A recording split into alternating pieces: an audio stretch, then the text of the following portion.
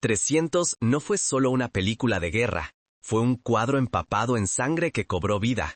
Un rey, un muro de escudos y una guerra librada a cámara lenta. Pero detrás de los abdominales y los gritos de batalla, todo era caos. El estudio no creía en ella, el reparto casi se rompe durante el entrenamiento, y una escena concreta estaba basada en un crimen de guerra real. Estas son 20 curiosidades extrañas sobre 300. Y enterrado bajo la leyenda, un juicio secreto espartano donde los niños se convertían en asesinos. En silencio. Mantente erguido, los diosas están observando. Número 1. Nadie lo quería. Al principio, nadie. Una épica bélica hiperestilizada basada en un cómic, ambientada en la antigua Grecia, sin grandes estrellas. Los estudios la rechazaron. Los ejecutivos sonreían con cortesía. Era demasiado arriesgada, demasiado rara, demasiado ruidosa. Pero Zack Snyder no estaba dispuesto a rendirse. Tomó escenas de la novela gráfica de Frank Miller, reclutó a unos cuantos especialistas de acrobacias y rodó su propio Proof of Concept. Un demo estilizado y empapado en sangre que no se parecía nada a lo que Hollywood estaba acostumbrado. Lo iluminó como si fuera un mito. Lo editó como si fuera música. Cada fotograma gritaba, esto no es historia, esto es leyenda. Y ese demo funcionó.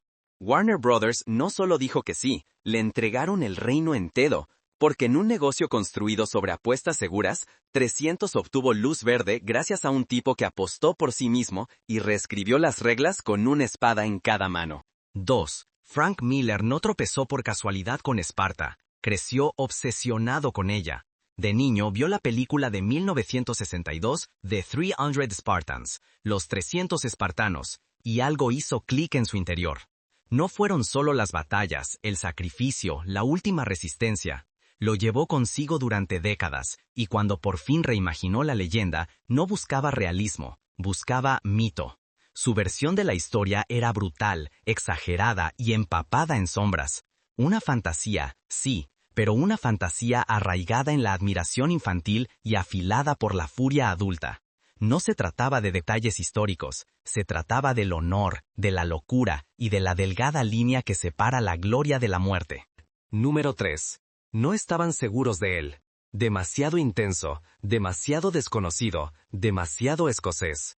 Pero Gerard Butler entró en esa sala con algo que demostrar. No esperó permiso, no esperó a que dijeran acción. Se puso de pie, rugió la frase y pateó una silla a través del suelo de la sala de casting. La habitación se quedó helada. Nadie se rió, porque no fue una actuación, fue una toma de posesión.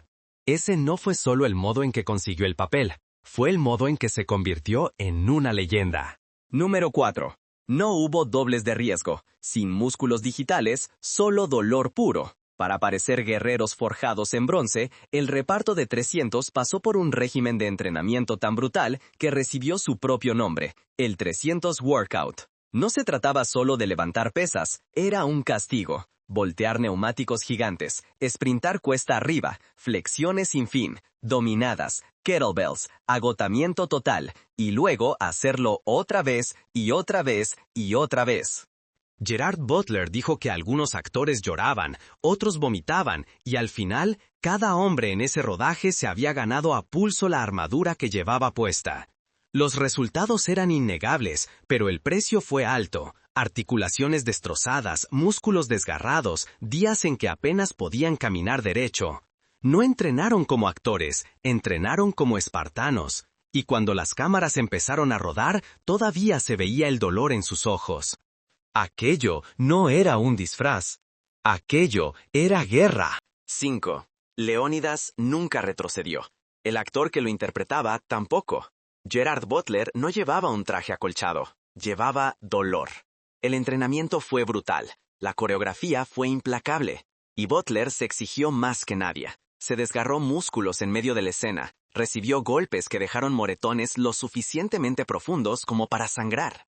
Hubo días en que apenas podía levantar el escudo, pero no se detuvo. Siguió moviéndose, siguió gritando, siguió luchando. Porque para él, interpretar a un espartano significaba ganárselo. Las cicatrices, la tensión, el sufrimiento. Cuando rugió «Esto es Esparta», no estaba solo actuando, estaba sobreviviendo. Cada fotograma dolía, y cada segundo de ello hizo que la leyenda se sintiera real. 6. Los movimientos no eran aleatorios, estaban arraigados en la historia. Antes del carnage en cámara lenta, antes de la sangre estilizada, el equipo de combate estudió la guerra griega real. Golpes con escudo, estocadas con lanza, tácticas de falange. Cada formación tenía un propósito. Cada movimiento provenía de manuales de batalla escritos hace miles de años. Pero esto no era una pieza de museo, era 300. Así que tomaron aquellos antiguos ejercicios y los potenciaron, añadieron violencia cinematográfica, construyeron secuencias como viñetas de novela gráfica cobrando vida. Lo llamaron mito histórico, auténtico en espíritu, exagerado en espectáculo. Y cuando los espartanos se movían en pantalla, no eran solo soldados, eran una tormenta, disciplinada, imparable, un muro de acero con ritmo y furia. 7. El muro de escudos. El avance pisoteando, la unidad aplastante. La falange no fue un invento del cine, era real y aterradora. En la antigua Esparta, los soldados combatían como un solo cuerpo, sin huecos, sin ego. El escudo de cada hombre protegía al guerrero que tenía al lado. En 300, Snyder lo convirtió en un muro móvil de muerte, compacto, brutal, imparable. No era solo estrategia, era identidad. El mensaje era simple, rompe la formación y mueres. 8. No existía Grecia, ni colinas, ni mar, ni sol. Solo un gigantesco almacén en Montreal, lleno de pantallas azules y visión. El 90% de 300 se rodó en un plató, sin castillos, sin acantilados, solo actores blandiendo espadas en el vacío, confiando en que todo acabaría encajando. Y, de alguna manera, encajó. Zack Snyder y su equipo construyeron un mundo entero desde cero, pintaron tormentas, forjaron la luz del fuego y la piedra con código y etalonaje de color. Hicieron que los píxeles se sintieran como mito. No se trataba de realismo, se trataba de intensidad. Cada fondo, cada sombra, cada ráfaga de polvo, todo ajustado al máximo para el drama. 300 no recreó el pasado, inventó su propio campo de batalla. Y te hizo creer cada centímetro de él. 9. La sangre no salpicó, bailó. Zack Snyder no quería sangre que pareciera grabada de noticias, quería algo surrealista, estilizado, incluso hermoso. Cada chorro, cada corte fue creado digitalmente, con intención, demasiado roja, demasiado limpia, demasiado dramática. No se trataba solo de violencia, se trataba de ritmo. Cada gota se movía con la música, cada herida impactaba como un panel en la novela gráfica de Frank Miller. Esto no era guerra, era una pintura, en movimiento. 10. Se alzaba por encima de los hombres, resplandecía en oro, hablaba en susurros que sonaban como truenos. Pero el rey dios de Persia no simplemente entró al set, fue esculpido. El actor Rodrigo Santoro pasaba más de 5 horas al día en la silla de maquillaje, donde le aplicaban perforaciones, le pegaban cadenas al cuerpo y le pintaban la piel para que brillara como metal. Su voz fue bajada de tono en postproducción, sus ojos fueron realzados digitalmente, pero el resto, esa presencia imponente, eso fue transformación pura. No interpretó a un dios, se convirtió en uno. 11. La leyenda comienza pronto. Demasiado pronto. En la antigua Esparta, a los niños no los criaban, los forjaban. A los 7 años, los varones eran arrancados de sus familias y entregados a la agogé, un brutal programa de entrenamiento dirigido por el Estado. No existía el consuelo, no existía el calor, solo dolor, disciplina y supervivencia. Los azotaban, los hambreaban, los obligaban a pelear y los castigaban por cualquier muestra de debilidad. Y cuando regresaban, ya no eran niños. 300 apenas rasca la superficie. Pero, ¿ese entrenamiento gélido? Eso fue lo que convirtió a simples campesinos en guerreros invencibles, y a hijos en espartanos. 12. No estaba pensado para ser tierno, ni siquiera en una historia construida sobre sangre y escudos. Pero cuando Leónidas se volvió hacia Gorgo por última vez, aquel instante quebró la armadura como un rayo. Su susurro. Vuelve con tu escudo. O sobre él. La mirada de él. El silencio de ambos. Eso golpeó más fuerte que cualquier grito de guerra. Parte de esa despedida estaba en el guión, pero lo esencial, la manera en que sostuvieron el silencio, el peso insoportable que cargaban sus ojos, brotó del instinto puro de dos actores que sabían exactamente lo que aquellos personajes estaban a punto de perder. Snyder no gritó «¡Corten!», lo dejó vivir. Porque en una película rebosante de batallas y sacrificios, fue precisamente esa despedida callada la que dejó la herida más profunda. No estaban luchando por sobrevivir, estaban luchando por la gloria. Para los espartanos, la guerra no era el último recurso. Era una forma de vida, regida por el honor, el deber y una regla brutal. Nunca retroceder, nunca rendirse.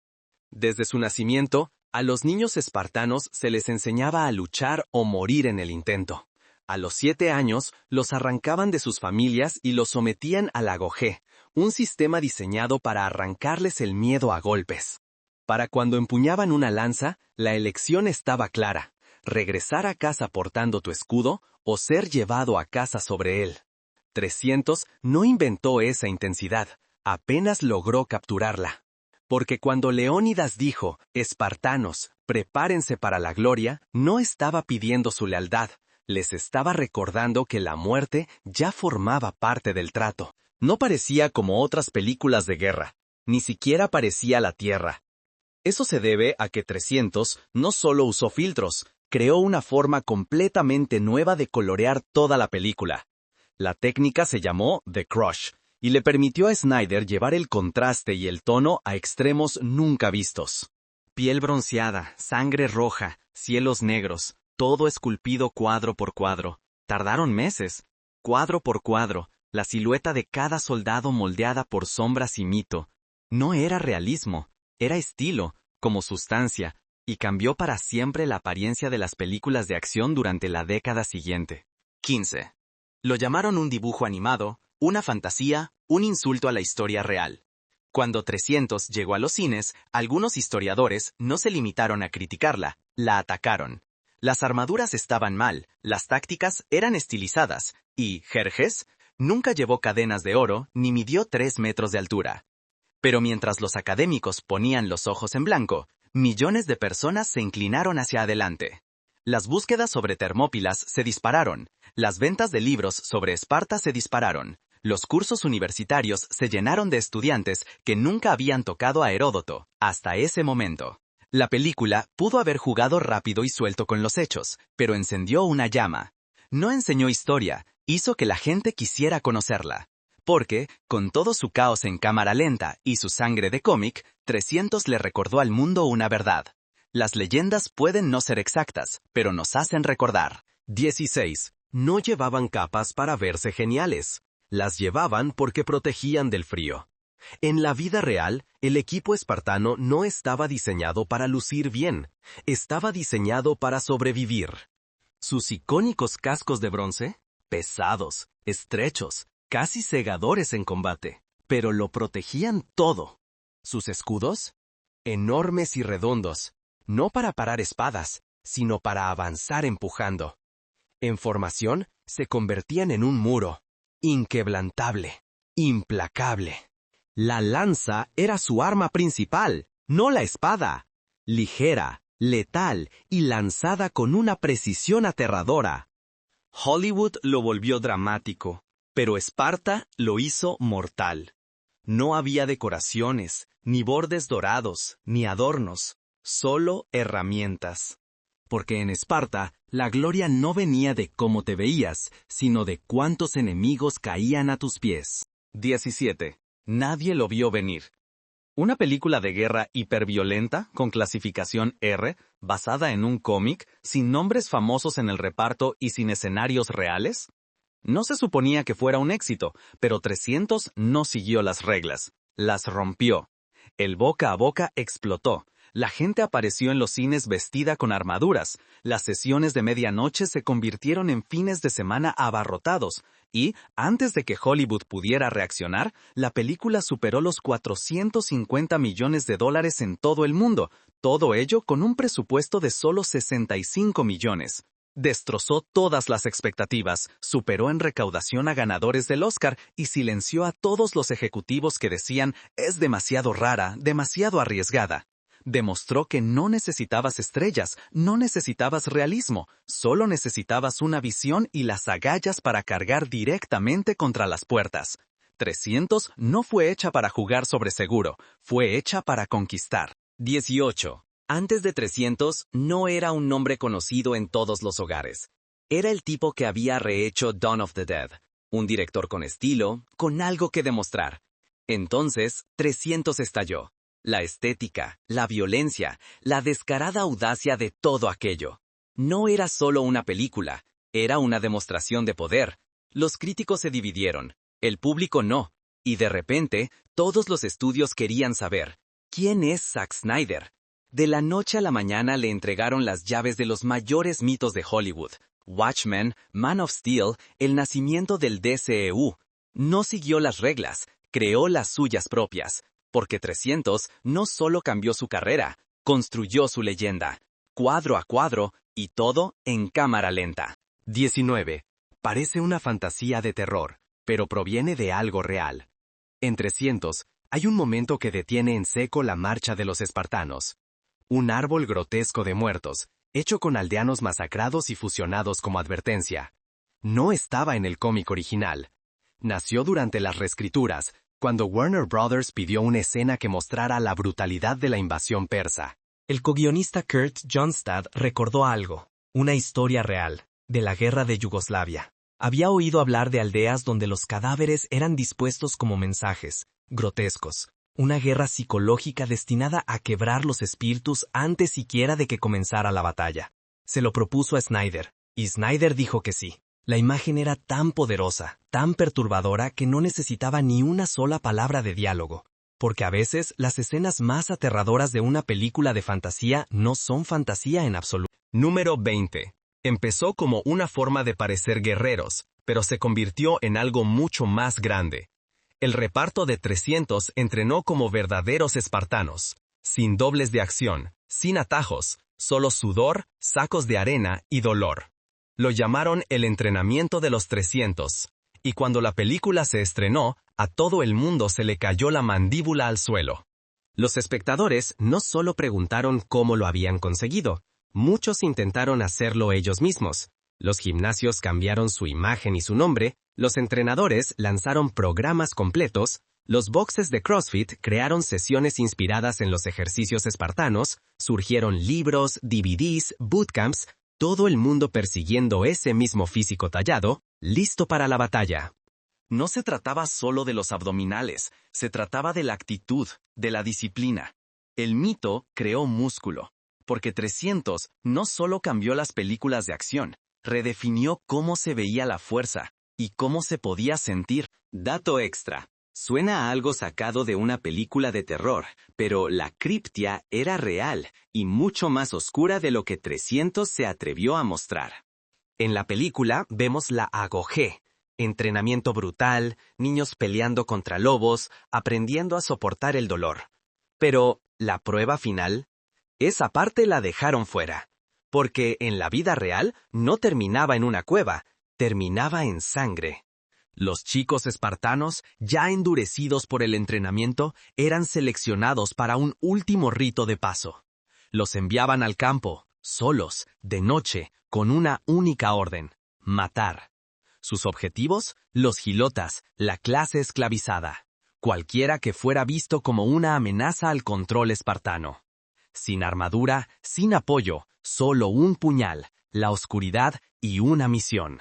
No era solo entrenamiento, era terror patrocinado por el Estado, disfrazado de tradición, y convertía a adolescentes en fantasmas mucho antes de que se convirtieran en soldados. 300 nos dio la batalla. Pero esto era la pesadilla que había detrás. 300 no era solo espadas y arena, era un mito recontado, afilado hasta convertirse en leyenda. Nos mostró hasta dónde estaba dispuesto a llegar un pueblo para defender su nombre, aunque eso significara convertir cada despedida en un grito de guerra. Y 2 décadas después, todavía resuena. En el gimnasio, en el fandom, en cada carga a cámara lenta hacia lo imposible. Si esta historia te golpeó como un muro de escudos, deja un comentario abajo. Dinos qué batalla deberíamos resucitar a continuación. Porque mientras haya historias que merezcan ser gritadas, nosotros estaremos aquí, asegurándonos de que nadie olvide dónde empezó todo. No con 10,000 hombres. No con política. Con 300. Y un rey que hizo que la muerte pareciera